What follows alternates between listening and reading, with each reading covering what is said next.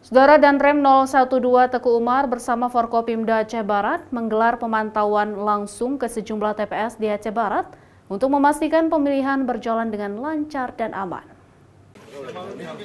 Dalam rangka memastikan kondisi Pilkada Aceh damai, Danrem 012 Teguh Umar telah menugaskan ribuan TNI di jajaran Kodim di bawah Komando Korem 012 Teguh Umar yang bersinergi dengan Polri dan Linmas di TPS-TPS untuk mengawasi Pilkada damai di setiap pelosok daerah. TPS yang dipantau adalah Lapas Kelas 2 BIM Labo dan beberapa TPS Kompleks Buddha Suci Gampung Paya Penaga, Kecamatan Merebu, Kabupaten Aceh Barat. Untuk situasi keamanan sampai dengan saat ini tidak ada kendala apapun.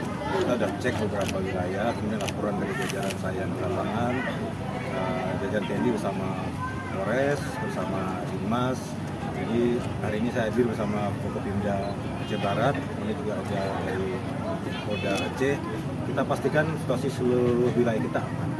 Kemudian di titik ini juga tadi laporan dari KIP, kehadiran dari pemilih sudah 80% lebih.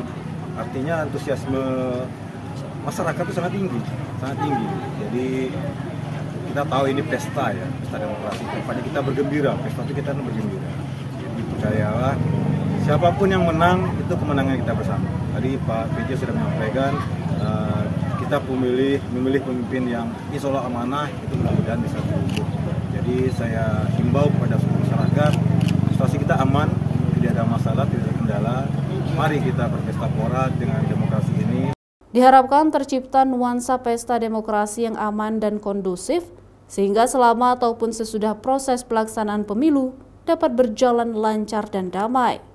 Secara keseluruhan, dari pantauan pihak Danrem 012 Teguh Umar, Pilkada Aceh Barat berjalan dengan kondusif dan aman. Raja Umar, Arif Fahmi, Kompas TV, Melabuh, Aceh Barat.